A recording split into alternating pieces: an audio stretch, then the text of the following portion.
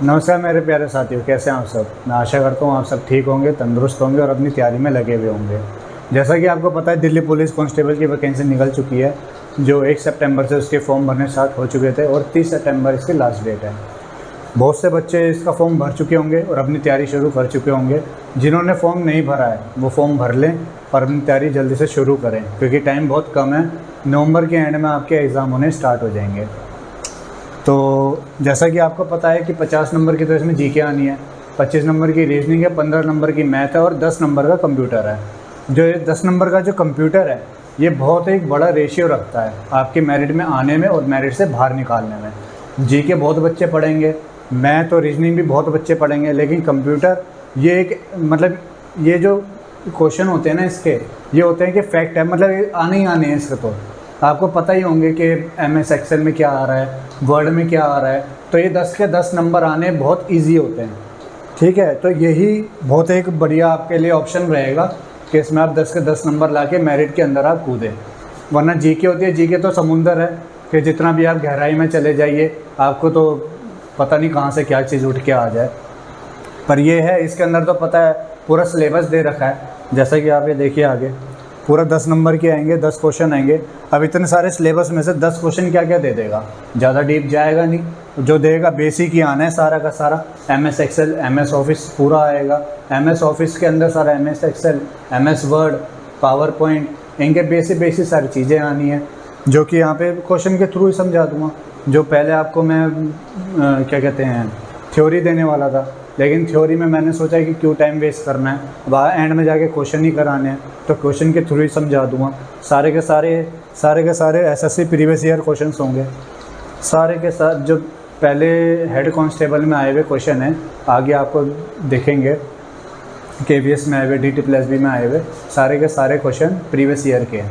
कोई भी मैंने अपनी तरफ से क्वेश्चन नहीं रखे, कोई भी मैंने इधर उधर के कोई क्वेश्चन नहीं उठाए, प्रीवियस ईयर के उठाए हैं, ताकि आपको एक प्रॉपर एक लाइन मिल जाए कैसे ही क्वेश्चन आएंगे।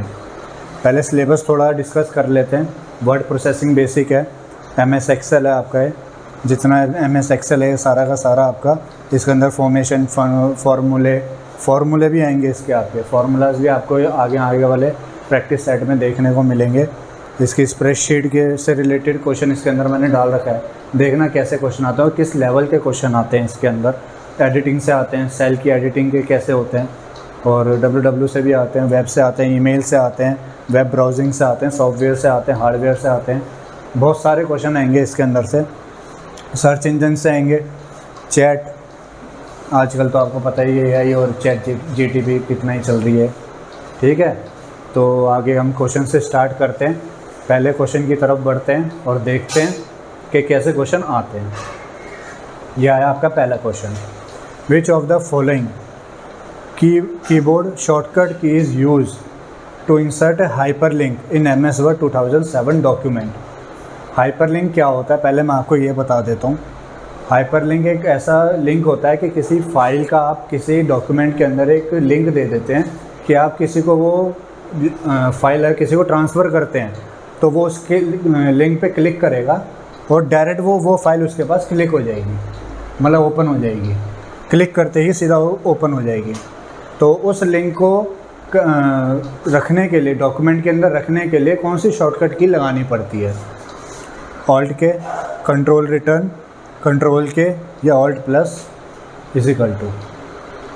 जो बच्चे इसका देखेंगे वो कमेंट में आंसर देते रहना, क्योंकि लाइव तो अभी मैं आ नहीं पा रहा हूँ, ठीक है। तो इसका सही आंसर होगा कंट्रोल के इसका सही आंसर होगा, जो कि आपका कंट्रोल के दबाने से आपका आगे दिखा देता है। अगले क्वेश्चन पे आते हैं। MS Word Control R is used to align to text to the dash of the screen। Control R दबाने से, कंट्रोल R ऐसे डायरेक्ट तो नहीं दबा सकते आप, कोई टेक्स्ट होता है उसको सेलेक्ट करके कंट्रोल R दबाएंगे तो वो इस पोर्शन के या तो राइट साइड में जाएगा या तो लेफ़्ट साइड में जाएगा, टॉप में जाएगा या बॉटम में जाएगा। उसके लिए हर किसी के लिए एक कंट्रोल की होती है, उसको एक अलाइनमेंट देने के लिए, ठीक है। ये वाले क्वेश्चन जितने भी हैं सारे आपको फ्री के नंबर देने वाले हैं। इसमें आपको कुछ भी ज़्यादा मेहनत करने की ज़रूरत नहीं है, ये तो सीधा रटने वाले क्वेश्चन है। कंट्रोल आर का सीधा दिख रहा है राइट में जाएगा, आर का मतलब राइट हो गया, लेफ़्ट का मतलब लेफ़्ट में जाएगा, ठीक है। कंट्रोल आर दबाते ही सारा का सारा जितना भी अलाइनमेंट होएगा, जितना ये सारा टेक्स्ट लिखा हुआ है सारा राइट साइड में शिफ्ट हो जाएगा। आप ये करके देख लीजिएगा अपने वर्ड, अगर आपके पास लैपटॉप या कंप्यूटर कुछ भी है, अपने वर्ड में वर्ड प्रेस खोलना अपना और उसके अंदर कुछ भी टेक्स्ट टाइप करके कंट्रोल आर दबाना, पहले सेलेक्ट कर लेना ऑल, फिर उसके बाद कंट्रोल आर दबाएंगे, जैसे वो सारा राइट में हो जाएगा। लेफ़्ट एल करेंगे कंट्रोल एल, वो सारा लेफ़्ट में हो जाएगा, ठीक है। ये सारे दिल्ली पुलिस हेड कांस्टेबल में आए हुए क्वेश्चन हैं, आप देखते चले गए। तो BCC ये ईमेल से जुड़ा क्वेश्चन आ गया आपके पास। अब ईमेल हेडर पे जो BCC होता है उसका फुल फॉर्म क्या होती है, पहले मैं आपको बता देता हूँ BCC होती क्या है। आप कभी किसी को मेल करते हो और आपने किसी को अभी मेल करी हो तो उसमें एक टू का ऑप्शन आता है, एक फ्रॉम का ऑप्शन आता है, एक CC का ऑप्शन आता है और एक आता है BCC। टू में आप किसी को जिसको मेल भेज रहे हैं उसकी ईमेल आईडी डालते हैं, फ्रॉम में आपकी अपनी ईमेल आईडी होती है कि आप अपनी तरफ से भेज रहे हैं, CC में होती है कार्बन कॉपी। कार्बन कॉपी में आप किसी एक को एक्स्ट्रा को ऐड रखते हैं, लेकिन पर वो शो होता है कि कार्बन कॉपी इसके पास भी जा रही है। लेकिन BCC में आपको ये चीज़ शो नहीं करेगा कि ये कॉपी इसके पास भी गई है, तो शो नहीं करेगा। तो जिसको दिखता नहीं है तो उसका ना सीधा हो गया कि ब्लाइंड, जिसको दिख नहीं रहा वो क्या होता है, वो ब्लाइंड होता है। तो इसका आंसर हो जाएगा ब्लाइंड कार्बन कॉपी, ठीक है। ये KVS कलर में 2018 के, उसमें जो 2018 में KVS कलर के होते उसमें आया था ये क्वेश्चन। अब अगले क्वेश्चन पे चलते हैं। Which is not a browser for suffering internet, इसमें से इंटरनेट का कौन सा सर्फिंग ब्राउज़र नहीं है, कमेंट करके बताइए जल्दी।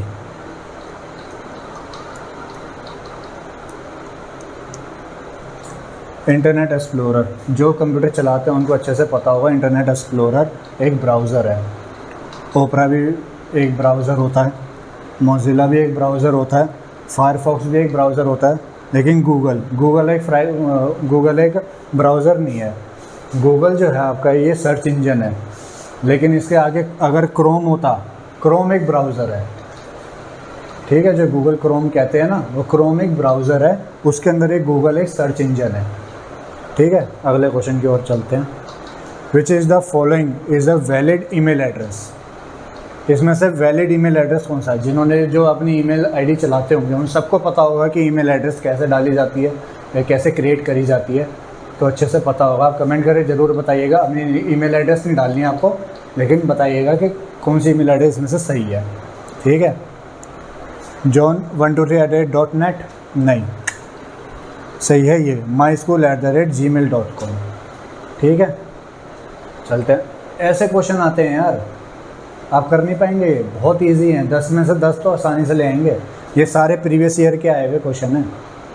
विच of the following is full form of CC, लो दोबारा आ गया, अभी बताया मैंने आपको थोड़ी देर पहले, दोबारा आ गया यही क्वेश्चन, देखिए थोड़ी देर पहले बताया। अब कमेंट में ज़रूर बताइएगा क्या है इसका आंसर, पता तो चल ही जाएगा, मैं भी बताऊँगा ही। Continuous copy, carbon copy, character copy या कंट्रोल कॉपी, इसका सही आंसर है कार्बन कॉपी। मैं ऑलरेडी बता चुका हूँ आपको पहले अभी। CC जिसे कहते हैं, जो मैंने आपको बताया था, कार्बन कॉपी एक और रखी जाती है जो शो होती है कि इसको भी ईमेल भेजी गई है।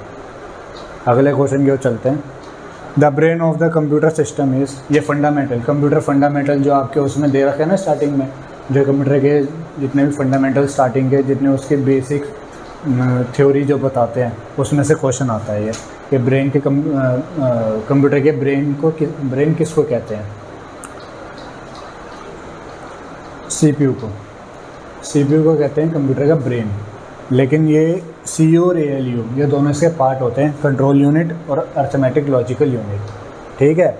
इन दोनों का आगे क्या काम होता है मैं आगे बताऊंगा। मेनली इसके मेमोरी यूनिट भी होती है, वो भी मैं आपको आगे क्वेश्चनों में बताऊंगा, या कभी आगे बीच में थ्योरी की एक क्लास बनाऊंगा जिसमें आपको ये सारा मैं फंडामेंटल की, क्योंकि उसके क्वेश्चन ज़्यादा आते नहीं है ना, तो उसकी मैं आपको थ्योरी दे दूँगा। उस क्वेश्चन मेरे को ज़्यादा मिलेंगे नहीं उसके, तो मैं आपको उसकी थ्योरी दे दूँगा कंप्यूटर फंडामेंटल की।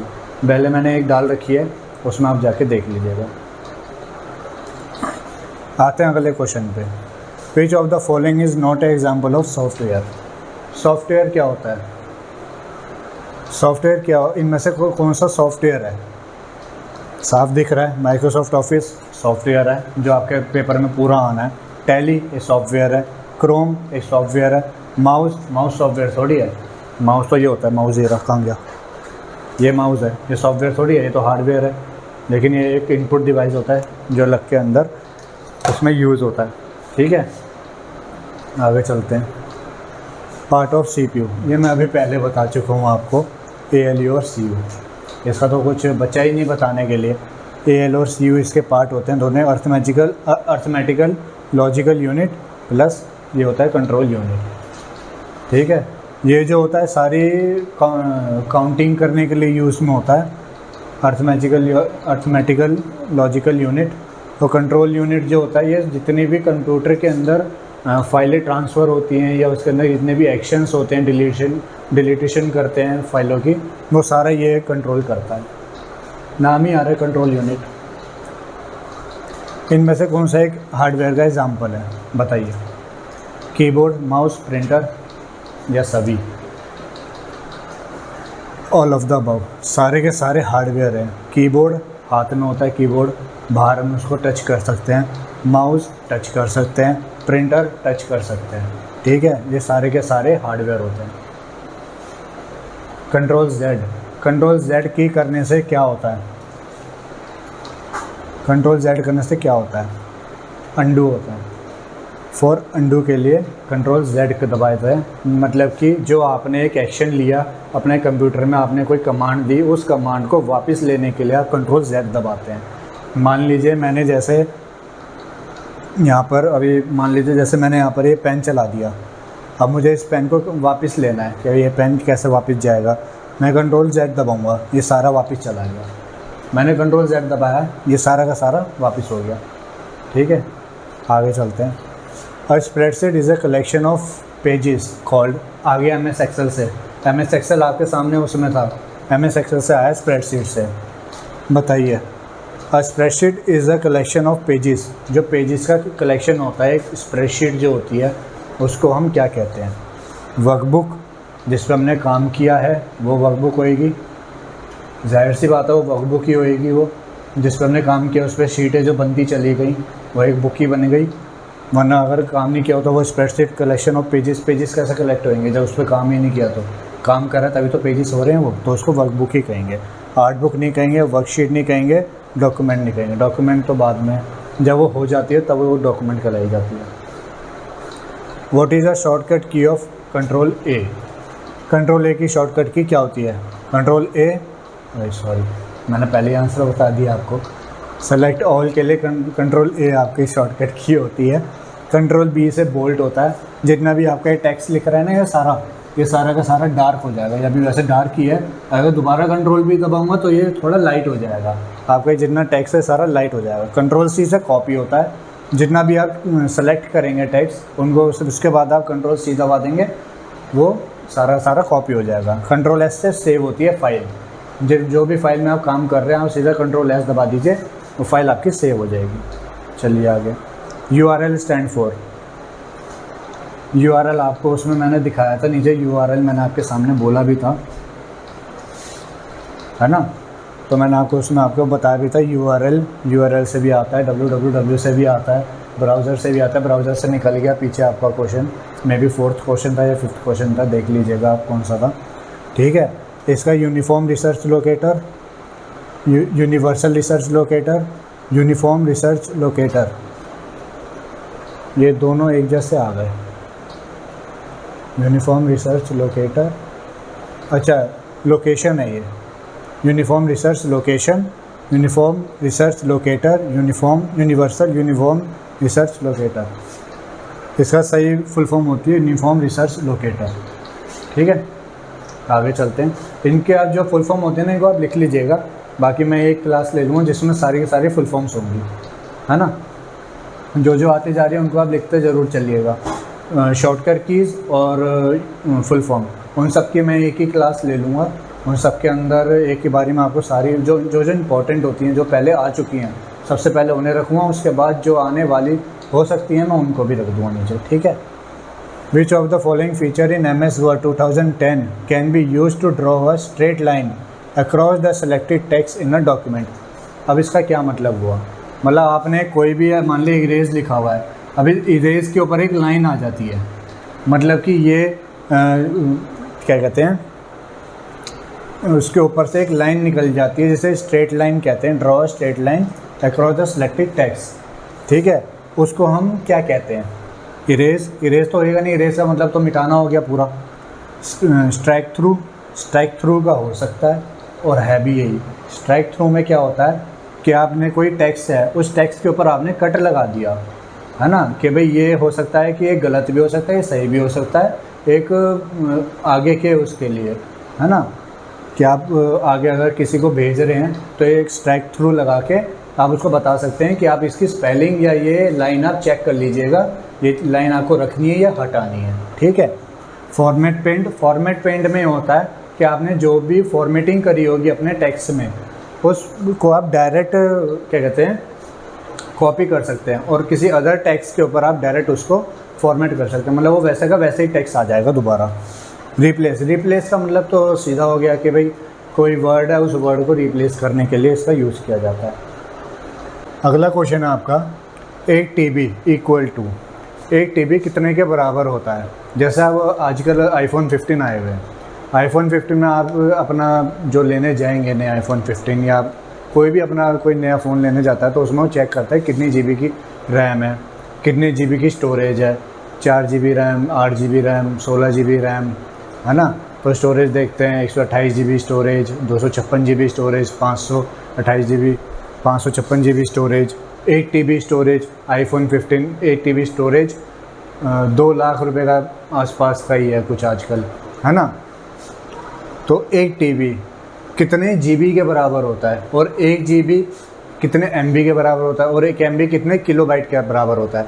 मैं काम करूँगा, आपकी क्लास लेनी है मैंने, उसकी जो फुल फॉर्म होंगी, फुल फॉर्म की क्लास लूँगा ना, और आपकी शॉर्टकट कीज़ भी होंगी उसके अंदर सारी, तो उसके अंदर मैं आपके ये 1 TB और 1 GB इसकी भी सिनेरियो डाल दूँगा पूरी एक, उसके भी, क्योंकि पेपर में बहुत आती है ये चीज़। एक बारी बस देख नज़र मारनी है वो, तो फिर अपने आप समझ में आ ही जाती है, रिलेट करके सारी चीज़ें याद हो ही जाती हैं। तो इसका जो आंसर होगा वो होगा 1000 GB। 1 TB 1000 GB के बराबर होता है, 1 GB 1000 MB के बराबर होता है, ठीक है। तो यहाँ पे है, और 1 MB 1000 KB के बराबर होता है, किलोबाइट के, ठीक है। अब चलते हैं अगले क्वेश्चन की तरफ। Email address in dash field are visible to all recipient. Email address in dash field are visible to only the recipient. ओहो, ये क्वेश्चन तो ईमेल से तीसरा आ गया, है ना। जल्दी बताइए इसका आंसर क्या होगा।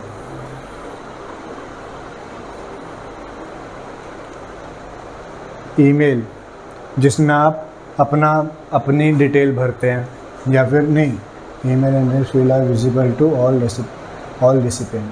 हाँ, कमेंट में इसका आंसर ज़रूर बताइएगा आप मेरे को, ठीक है। बताना तो मैंने है ही वैसे आपको इसका answer. Email address in dash field are visible to all recipients. Email address in dash field are visible to only the recipient. जो मैंने आपको बताया था कि ईमेल एड्रेस में 4 वो होती हैं, जब आप किसी को सेंड करते हो तो उसमें 2 का यूज़ होता है। आप अपनी ईमेल आईडी डालते हो तो उसमें फ्रॉम में आप अपनी ईमेल आईडी डालते हो, एक कार्बन कॉपी होती है, एक ब्लाइंड कार्बन कॉपी होती है। तो इसमें ये पूछ रहा है कि वो कौन सी ईमेल एड्रेस आप किस में डालते हो, 2 में या ब्लाइंड कार्बन कॉपी या कार्बन कॉपी में, या फिर 2 में कार्बन कॉपी या फिर ब्लाइंड कार्बन कॉपी में। आप ये अपनी ईमेल आईडी किस में डालते हो जो आपको या किसी और को विजिबल होती है, और ईमेल आईडी आप वो किस में डालते हो जो किसी को विजिबल नहीं होती है, सिर्फ उसको विजिबल होती है जिसको आप भेजते हो। एग्जाम्पल के उससे बताता हूँ मैं आपको। जैसे मैं आपको एक ईमेल भेजूँगा अपनी तरफ से, ठीक है, और मैं आपको जो मैं ईमेल भेज रहा हूँ, और कार्बन कॉपी वाली में मैं किसी और को की ईमेल रखूँगा उसमें अगर, तो वो ईमेल आपको भी दिखेगी।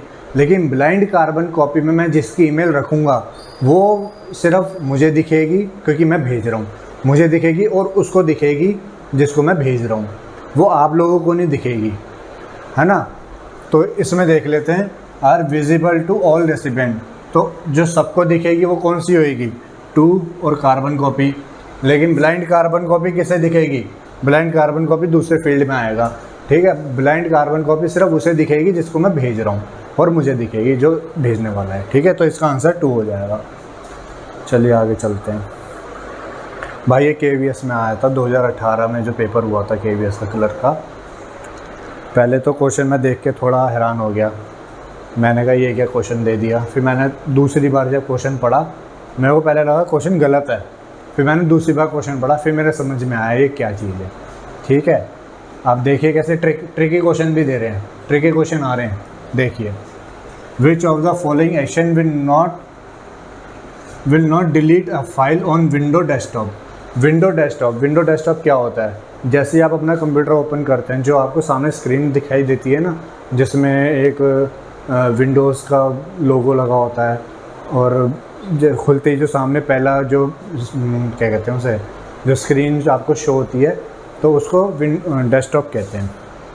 उस पर जो भी आपकी फ़ाइल पड़ी होती है ना, उसको आप अगर डिलीट करने जाते हो तो आप उसको डिलीट कैसे करोगे।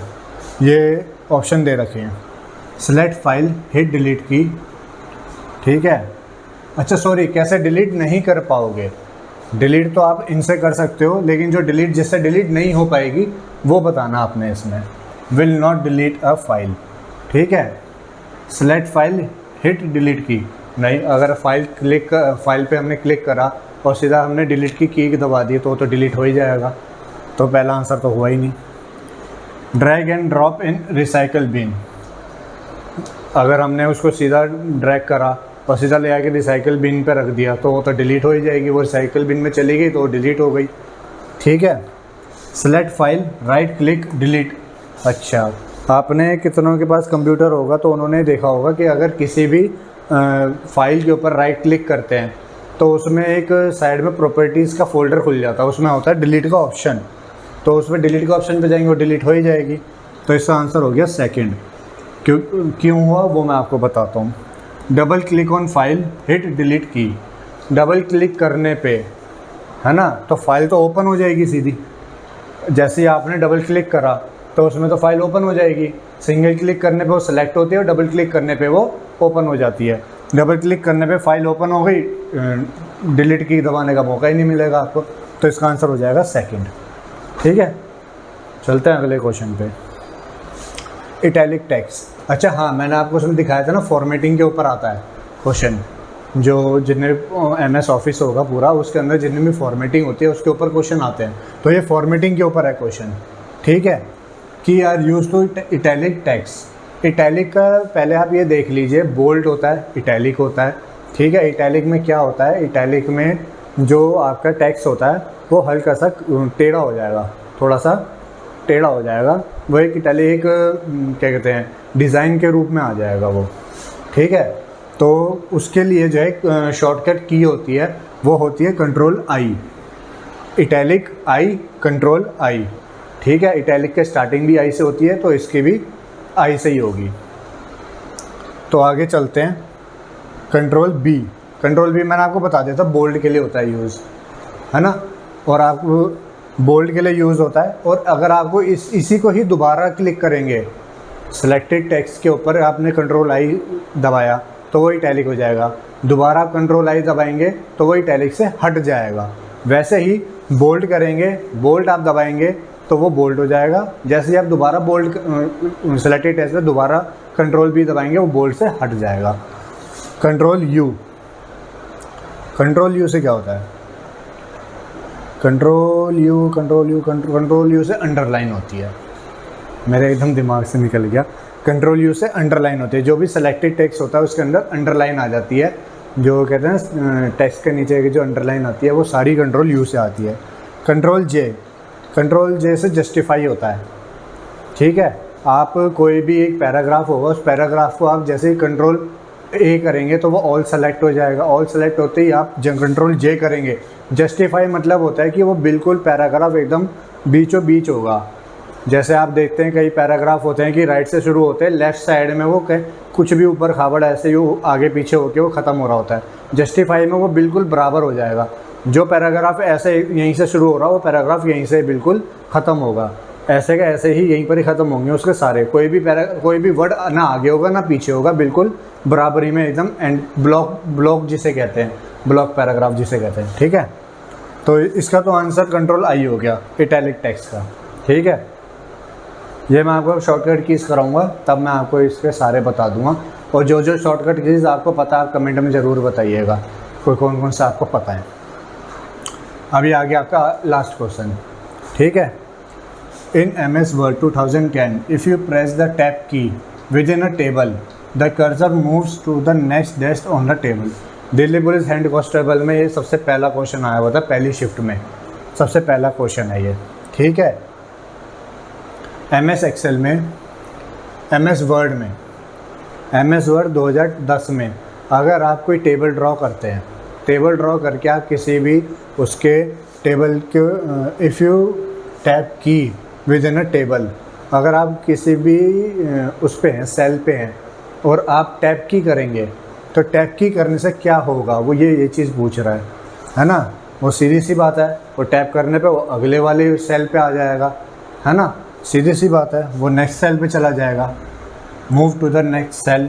क्योंकि जो भी आपकी क्या कहते हैं कॉलम होता है ना टेबल के अंदर, उसको कहा जाता है सेल। रोज़ अलग होती है, कॉलम अलग होते हैं। मैं एक्सेल वाले पॉइंट पे आएंगे तो मैं आपको अच्छे से बता दूंगा। एक्सेल के कुछ क्वेश्चन और मैं डीपली लेकर आऊँगा क्योंकि उससे ज़्यादा आते हैं। फार्मूले भी लेकर आऊँगा, फार्मूले भी उसमें आपके सिलेबस में लिखा हुआ है, फार्मूले भी आएंगे। ठीक है, तो इसका सही आंसर होगा 3, थर्ड आंसर। ओके, तो थैंक यू। आपने वीडियो अच्छी लगी हो तो लाइक करिएगा, चैनल को सब्सक्राइब करिएगा और आने वाले को जो प्रैक्टिस सेट हैं उनके लिए बेल आइकन को प्रेस कर दीजिए ताकि आपको टाइम पे नोटिफिकेशन मिल जाए। Thank you.